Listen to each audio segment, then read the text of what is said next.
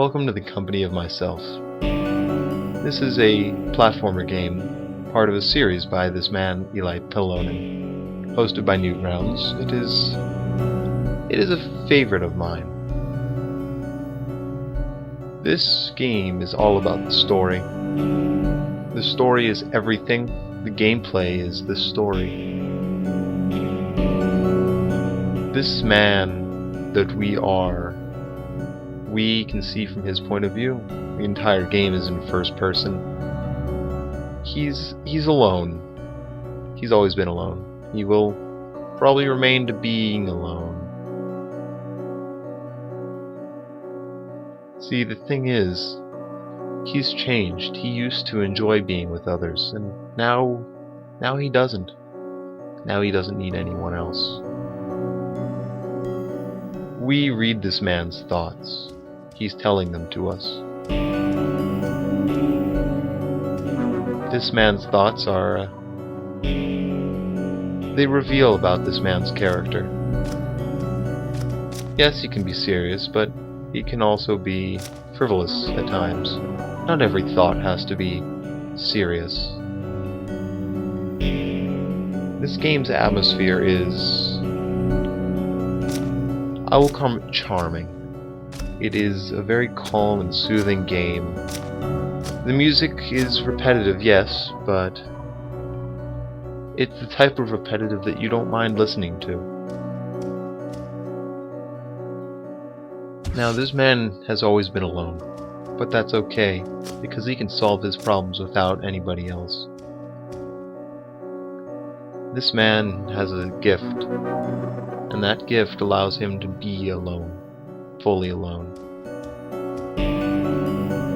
This game has a very interesting mechanic, and it takes full advantage of this mechanic as much as you can with a mechanic about a man who can jump on himself, really. By pressing spacebar, you've created a past you. I always like to think of them as shadows. They're the shadows of you, but you don't need anyone else when you can put on a shadow puppet play.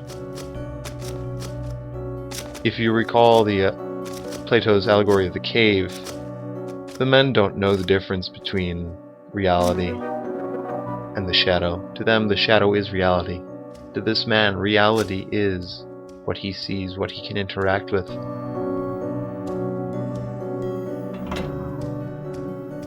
This man's thoughts are entirely based on what he sees, what he thinks, and we're getting that uninterrupted stream of conscious. This is an intimate relation with this man. You connect to him. There's a force field here, but there's no real reason to have it until we try having the shadow do our work for us again. It can't get through. What are we to do? The solution is simple.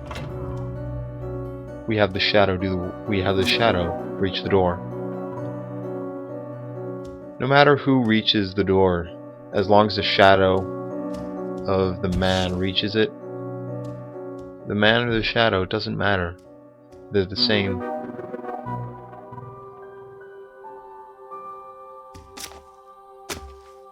Now the music has changed to be pensive and reflective.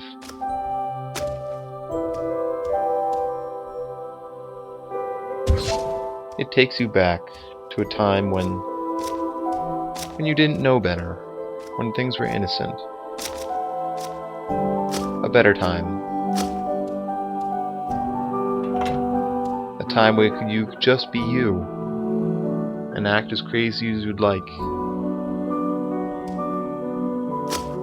You don't have to be with others everywhere. This man has found a way to get by on his own. He doesn't need others. There's no real reason for not having companionship. Aside from you just don't want to. This puzzle it's simple. This one is less simple. Yes, we can walk across, but we need a shadow. Now, the thing is, the shadow, if we record ourselves walking, will walk off of our head. So we just sit and wait. This man's thoughts are circular. He cannot be with others, but he doesn't need to be. But he wants to be with others. This timing puzzle is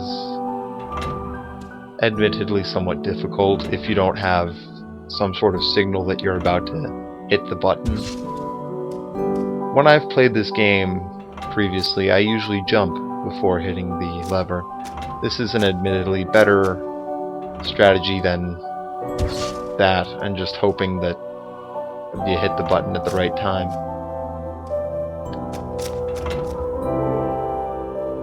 With this game is... I enjoy it. It's a simple game, yes, but do you really need complexity to be satisfied?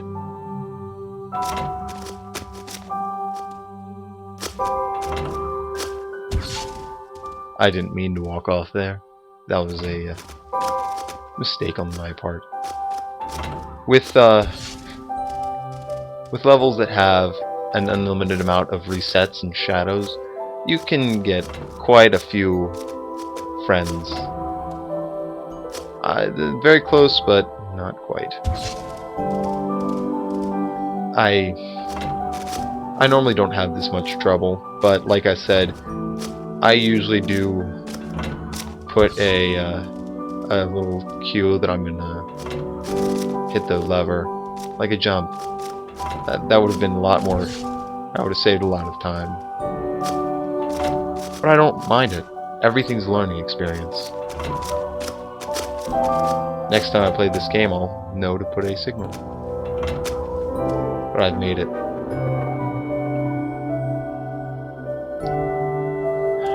Catherine. The man mentioned Catherine earlier in the opening narration. This man he doesn't have his shadow powers yet. By pressing space, the key normally bound to make a shadow, it switches to Catherine, and vice versa. We don't need to be by ourselves right now. We have others that can help us with our problems.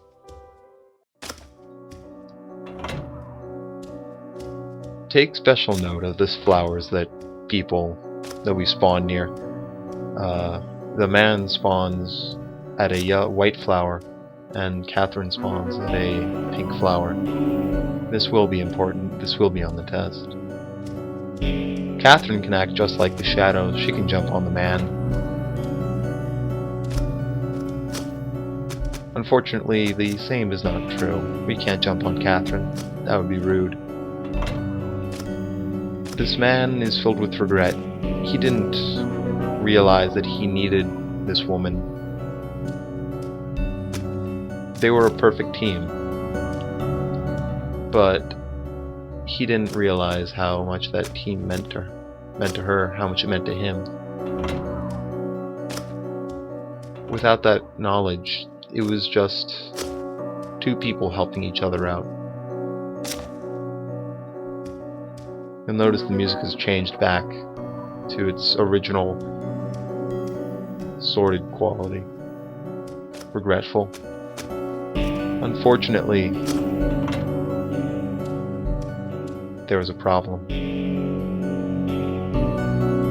Goodbye, Catherine. To succeed, we must eliminate her. And now we're done. The flashback is over.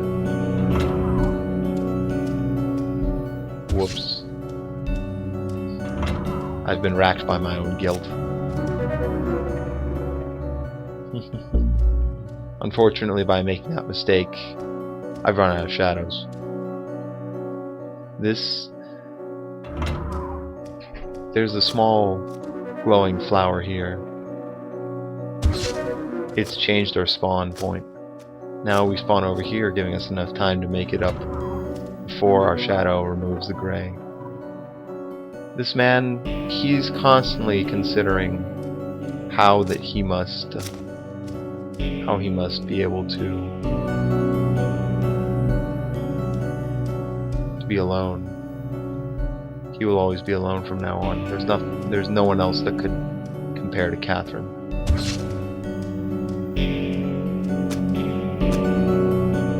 We have a bit of an issue here. The shadow can't cross over here, but it needs to.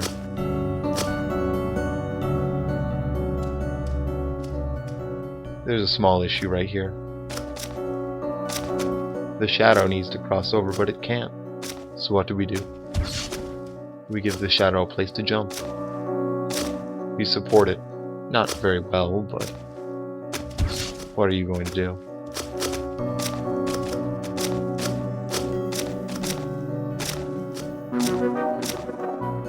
Everything can be solved by yourself. This, honestly, has to be my favorite challenge. It's just a large pit. Unfortunately, the game's almost over. The man does have more to say, but we can't remain. This video's already long enough. He's desperately trying to bridge the gulf of understanding between us, but no matter how many times he tries, how many duplicates he has, the gulf still exists.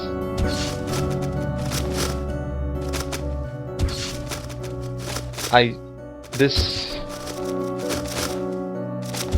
like this level mainly because eventually there's just going to be a bunch of leaping men. Eventually we make it. Yes, we have to leave, unfortunately. And that's the end of the game. We were playing as Jack the entire time. But now we're the psychoanalyst. Unfortunately, Jack does not remember that he's talked to this man once a week. He's been in solitary confinement for murder for 8 years, and he doesn't remember a single week. Honestly, I think that to be a blessing.